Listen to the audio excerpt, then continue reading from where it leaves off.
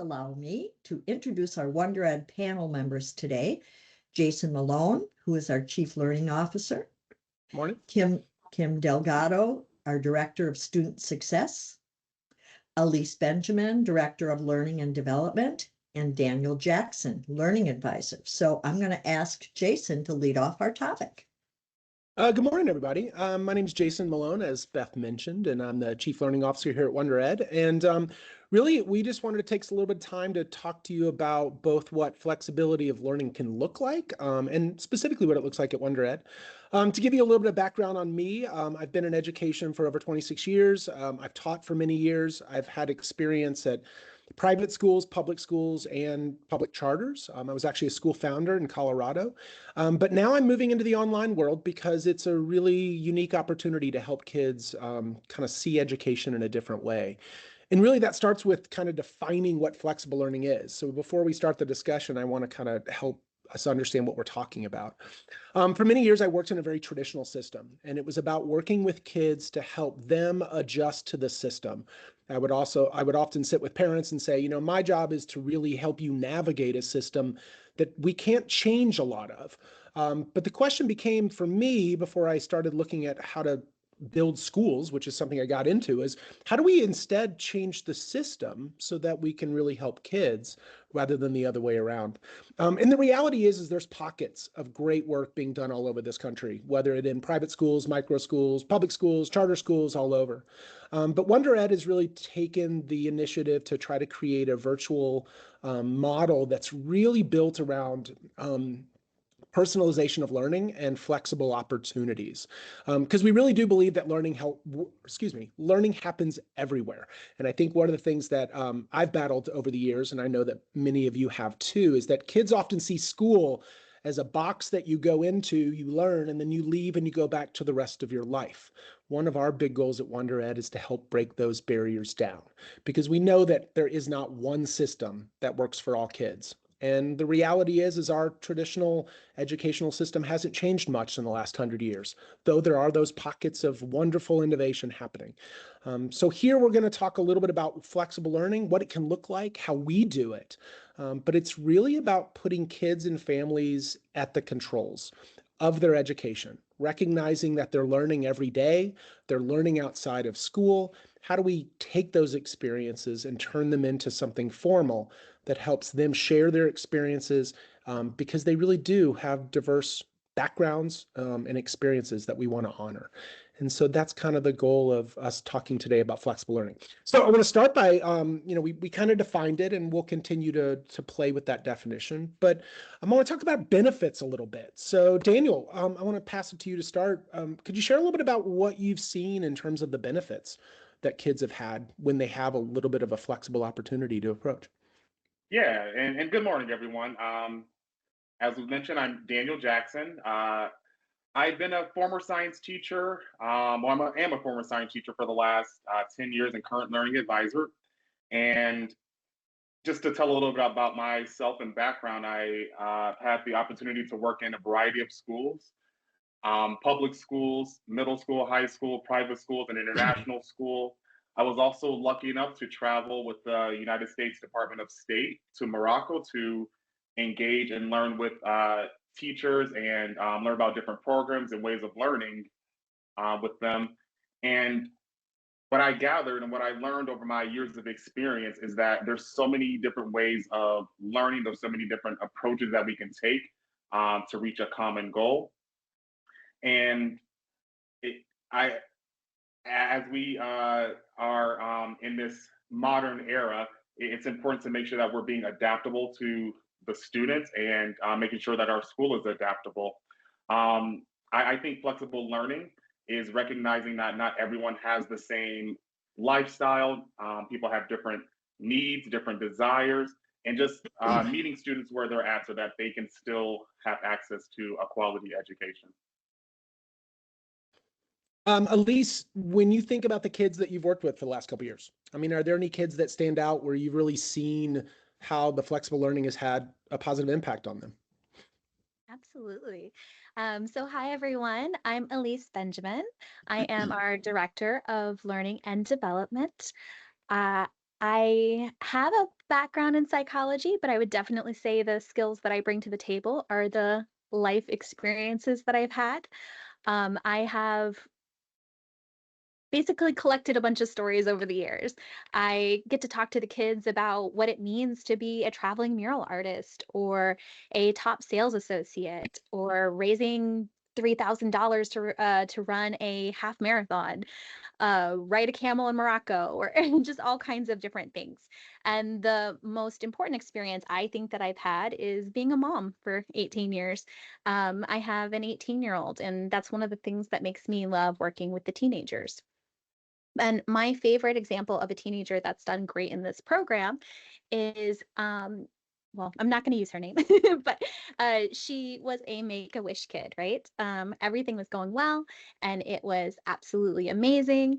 And she was a cheerleader and all of the things. And then life had this detour for her. She got sick, and school kind of kicked her out because she was having seizures, and she didn't know what to do. So she needed something that was flexible for her, and she found us, and she was able to grow and develop, and she did this amazing project on combining theater and law and brought it all together in this safe space. She wasn't allowed to go to school anymore, but she could go online and she could work at her own pace. And so that's probably one of the benefits and one of the success stories that I've seen that I'd like to share. Yeah, and I'd also say, like, kind of going along with that, I've had the opportunity to have kids that were professional figure skaters, skiers that were training for the Olympics, and having a flexible model that doesn't lock them into an 8 a.m. to a 4 o'clock afternoon really has created opportunities for these kids to learn in different ways. And yet they don't live the typical school life. But having a flexible model and having a model that allows them to both recognize the experiences that they're having, but also still knocking out the standards, doing all the things that they're supposed to do to get a high school diploma, but yet doing it in a way that honors the other experiences that they're having. Daniel, have you had any kids athletically that you kind of have seen play with some of that stuff? Oh, you're muted, Daniel. I'm sorry. Sorry about that. No, you're But good. as I was listening to your examples there, it reminds me of many students that I've had. I worked at schools where there were a lot of athletes, big public high schools, and a specific student that came to mind that I connected with, him and his family, Sean, he was an elite basketball player. He played AAU and had different programs all around the nation and tournaments and championships, a lot of different things. But I noticed he was always struggling to balance that intense athletic life to also have a successful academic a life as well. He had issues with attendance, but whenever he was there, he was happy to be there. And when he was missing, it's because, well, I guess he had legitimate reasons. He was out of the state, he was out of the city. He didn't join our program, but I think of students like him that this program would be really beneficial for. He would have a little more freedom of when where he's able to be, where he's able to take class, and the different times of day when he's able to do things. So students like that, those elite athletes, like you mentioned, figure skaters, and maybe other people in different situations that maybe the brick and mortar model doesn't quite work for all the time. Yeah, I mean, I even think about the fact that the examples that you guys brought up have really highlighted that you have some families and kids that are dealt hands that they don't choose. Kids get sick. Kids struggle. I actually, unfortunately, have a family friend who their daughter, we found out last week, was diagnosed with leukemia. She's going to be out of school for a long time. And, she's got all the support in the world and the resources available, but school's going to be a different challenge for her. But we also have kids and families that choose to live a different style of life for a period of time. I had a student living in an RV for a couple of years as he was traveling the country, and having a flexible model allowed him to both honor his travel and the experiences and the learning that he was doing on the road, and yet was able to keep up with all the standard work that he needed to meet in order to get his high school diploma at a certain point. And so really there's that opportunity for kids, both by choice and sometimes by the hands that were dealt, giving them that flexibility.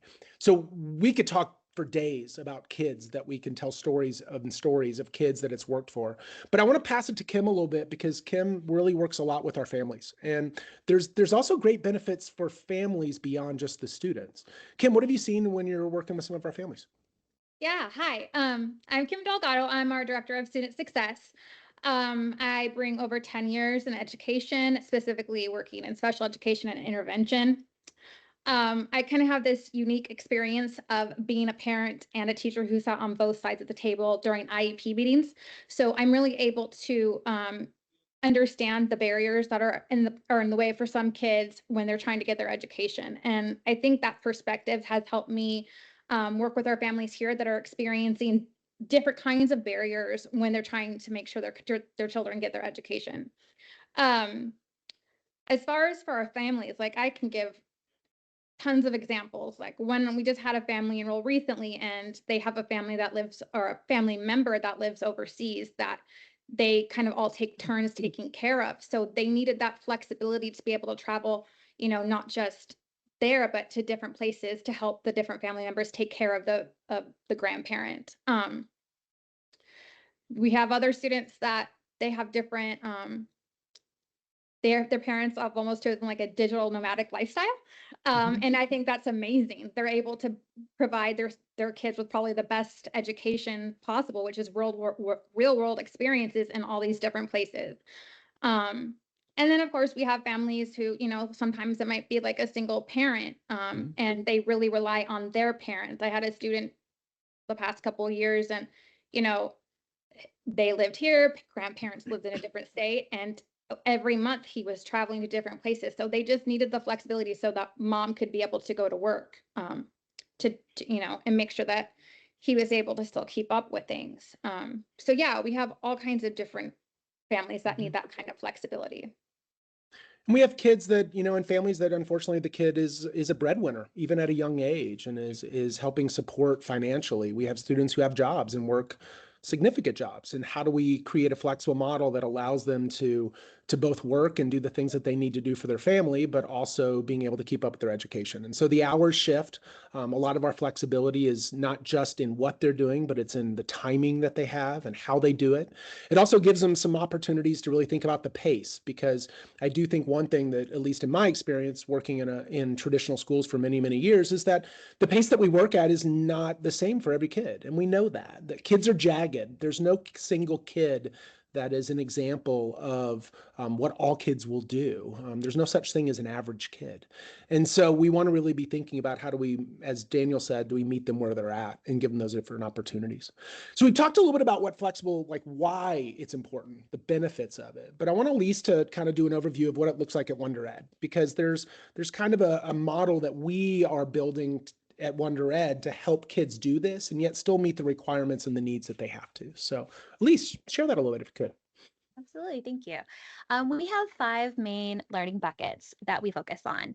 And the only one that's super structured time-wise is our advisory, and that's daily, and that's where they meet with advisors. And it's really focused on social emotional learning. And then we have our core courses, and that's because it's really great to learn things like science and geography and all of the things. But we use a multitude of platforms that help us to diversify like how they're learning. So if one platform doesn't work for a student, we might use another one. Then we have our book studies, and this is where we really get that critical thinking and that love of reading and all of the things in. Socratic seminars are on the table to come, and the creation of book clubs so that they could do it a little bit more socially. Next, we have our community learning, and that's where we say that learning can happen anywhere. One of my favorite examples is art, but Daniel, what's one of your favorite examples of community learning? It's travel. I love being able to recognize and encourage the students to articulate what they learned from their travel experiences, and not just abroad, but to different cities, different states around the United States or wherever they are, or even examples traveling to the museum, just more of those cultural experiences, things that they might be doing already with a family, themselves, or even if it's just a quick trip to the amusement park. Well, let's make this a learning experience. And it's not something that's assigned to them, it's something that they're already doing. And we want to recognize that they're learning in that experience. So I love the travel, the cultural experiences.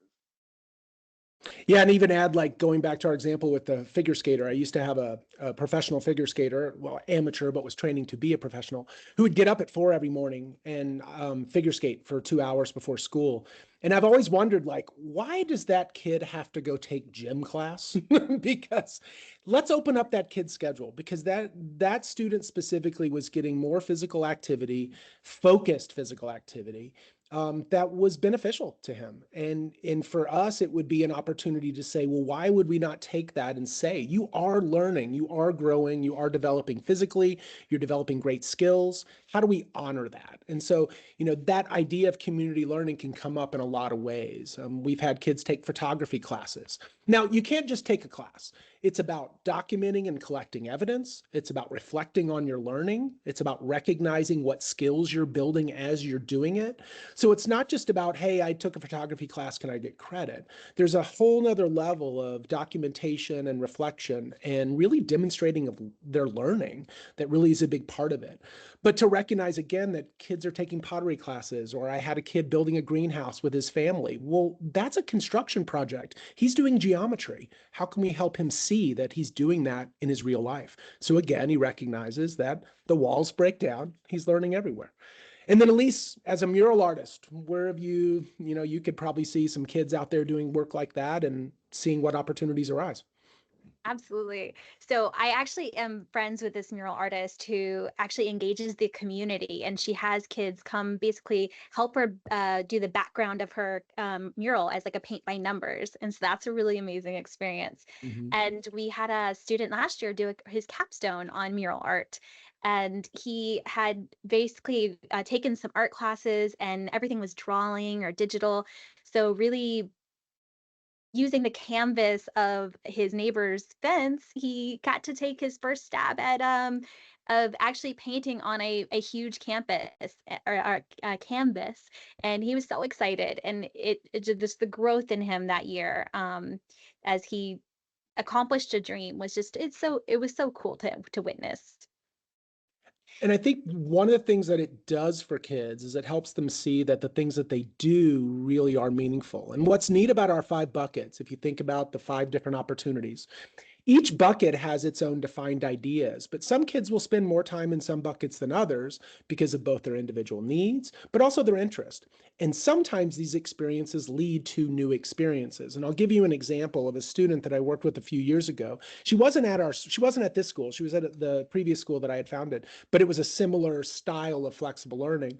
But one of the things that she did in 9th grade as part of her biology class is she read a book. She read a really heavy, deep book called And the Band Played On, and got really interested in the HIV epidemic of the 1980s. And then went into sophomore year and realized that she wanted to raise awareness. And so she jumped into the project-based learning model and really looked at how she could help people understand what was really going on both in the past and the present around this virus, and that was having a really big impact on multiple communities. And then her junior year, she turned that into a community learning experience. She started volunteering at the CDC, which is where I live. Actually, we have an office of the CDC. She started getting to know people and doing research projects based on viruses.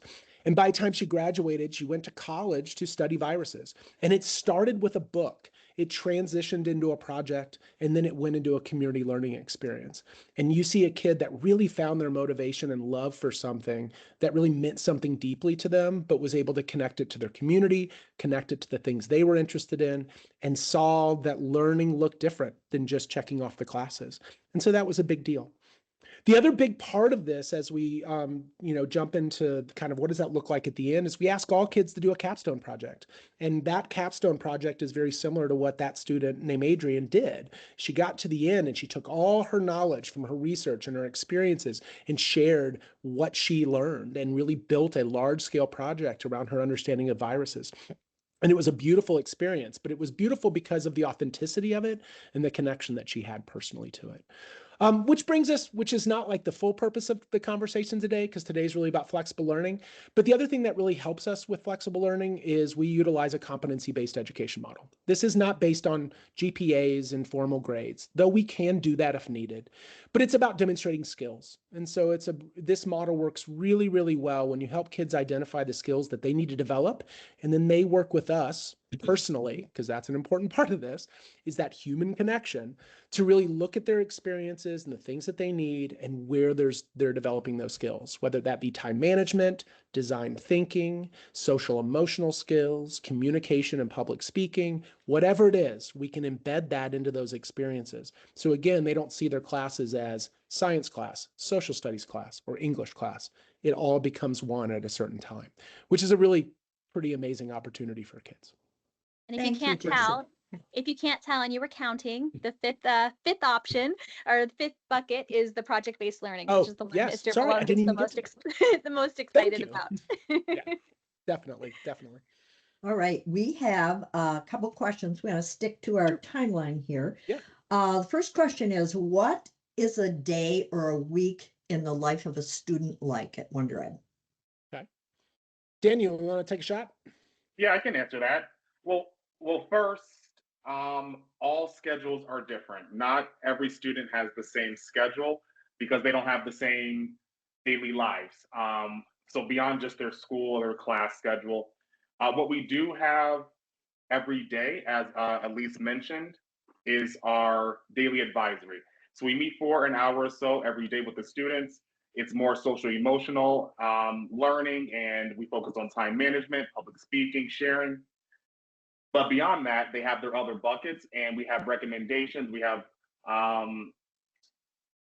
general guidelines for how long they should spend on their core subjects, how long they should possibly spend on the project. But they're doing different projects, they're doing different community learning. So there's no set amount of time. I can't say an hour or two needs to be done on this project because it might be a completely different type of project than another student. And our curriculum is set up in a way that it is flexible in the sense where we have a baseline where we're wanting everyone to meet, and we have these competencies, as Jason mentioned, but how they go about demonstrating those competencies and where they might demonstrate that competency, maybe in their community learning or maybe in a project or some type of advisory assignment even.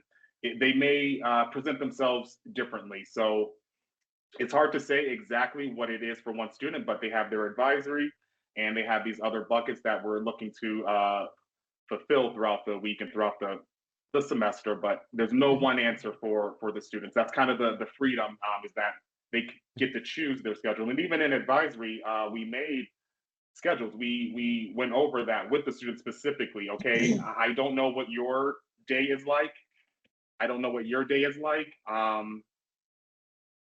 But you know what it's like. You tell me what your schedule is. I know that you have advisory at this time, but throughout the day, how can I help you build this schedule to be a little more responsible and accountable and manage your time a little better? And I think what the piece that I would add to that is that, we have regular office hours so kids can check in with us. We're available all the time. We often have kids reach out through us through teams and have individual meetings. Kim has the opportunity to really meet with every kid as they join the program and really help design what that is. I mean, that really is part of our onboarding process, is to help kids figure out what that could look like. And it evolves. Obviously, it evolves and it changes. But going back to that 5 buckets, some kids might spend more time in one bucket based on their individual needs. We do have some kids that need to knock out some coursework that maybe they struggled with earlier in their schooling, and that allows them to maybe spend a little more time on some of those online projects. But I think one of the things that really separates us is that a lot of online schools really just give kids work to do, and maybe occasionally they get an assessment or some feedback. We really double down on the human connection. We spend time together, we work with kids, we talk to kids, we meet with families, and we get to know them in a way that really helps us advise them in their flexibility. Because at the end of the day, to really do flexible learning well, we have to know our kids, and they have to know themselves, and they have to know what they're after and their goals. And yet we need to be there as teachers and guides and advisors to help keep them within those areas so that they can obviously check off the skills that that they need to go to the next stage of life, whether that's career, college, or internship, or whatever that may be. But it is flexible, and that doesn't mean it's easy, but it really does put kids and families at the center of it so they can make decisions that work best for them instead of just adjusting to what they're being told that they have to knock out. And I think that Jason? makes a big difference. Yeah. Yeah, I just want to share a comment. It looks like we have a parent, Yeah. a student's, one of our students' parents, and I just want to share this with everyone. I wanted to say that this learning model has been a huge asset for my daughter, Alexa. She is on the autism spectrum and has other issues following the death of her dad.